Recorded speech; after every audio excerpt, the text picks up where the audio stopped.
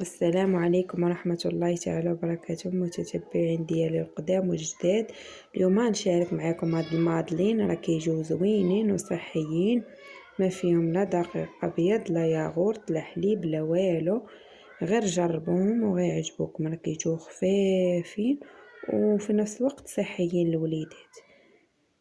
انا غادي نحل معكم وحده وتشوفوها كيف كيجيو، راه كيجيو خفافين حتى المذاق ديالهم كيجي زوين مع التمرواتة، كيجيو زوينين. ها كيفاش كيجيو خفاف. نتمنى يعجبوكم، ولا عجبوكم ما تنسونيش من الاشتراك في القناه. انا حليتها معكم هنا باقا سخونه، والضغط على زر ابوني باش يبقى يوصلكم كل جديد. هكا يجيو ولداد. دابا غادي ندوزو للمقادير وطريقه التحضير، تابعوا. انا هنايا عندي 2 حبات ديال البيض، عندي هنايا 12 حبه ديال التمر، انا نقيتهم من العظم ديالهم. انا هنايا عندي التمر السكري اللي كيكون معسل، عندي 12 حبه. عندي هنايا كاس ديال الماء دافي، هنايا كاس ديال القمح بالنخاله ديالو رقيقه، كاس زيت معامرش، 4 كاس ديال الزيت. وهنا السكر اختياري، اللي بغى يضيف منه معلقه يضيفها، اللي ما بغاش بغى يكتفي غير بالحلاوه ديال التمر يمكن ليه يدير. انا هنايا عندي اللوز والكركاع. اللوز راه حمرته وهرمشته على هذا الشكل، اللي بغى يخليه غير هكا يخليه، اللي بغى يعاود يطحنه مع الخليط الاخر يمكن يطحنه. 2 ساشيات ديال الخميره من حجم 8 غرام وساشيات الفاني. دابا غادي نجيب الخلاط، غادي نضيف فيه 2 حبات ديال البيض، وانا الملحه راه ضايفه القليل من الملح مع البيض. ضفت الملح، حيت نسيت ما ذكرتهاش ليكم. انا هنايا غادي نزيد معلقه، حيت الدراري كيبغوا الحلاوه. غادي نضيف معلقه ديال السكر حبيبات، وغادي نضيف الساشيه ديال الفاني، وغادي نديرهم باش يطحنوا.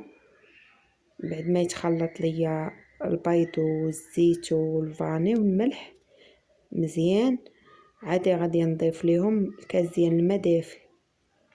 تابعوا معايا حتى نخلط. هنايا بعد ما خلطتهم غادي نضيف لهم الكاس ديال الماء ونعاود نخلطهم حتى يولي القوام ديالو بيض، يولي البيض اللون ديالو بيض. راه ساهلين دغيا كيوجدوا، كياخذوش الوقت بزاف. هما هنايا بعد ما طحنته ولا القوام ديالو على هذا الشكل. دابا غادي نضيف ليه التمر، وغادي من بعد ما نضيف ليه التمر غادي نرجع نطحنه حتى يطحن مزيان. هذاك التمر ما يبقاش باين. عاد نضيف ليه، نجيب اناء نصبو فيه ونخلطو. اللي بغى يطحن اللوز ها هو هنا بعد ما طحن التمر. انا هنايا اللوز والكركاع غادي حتى هما نضيفهم ونطحنهم. اللي بغى يخليهم باينين على داك الشكل يمكن ليه يخلي. انا هنايا غادي نطحنهم مزيان باش ما يجوش باينين، حيت كاينين الوليدات اللي ما كيبغوش اللوز ولا هذا، يمكن لكم طحنوهم باش ما يجيش باين اشنو فيه.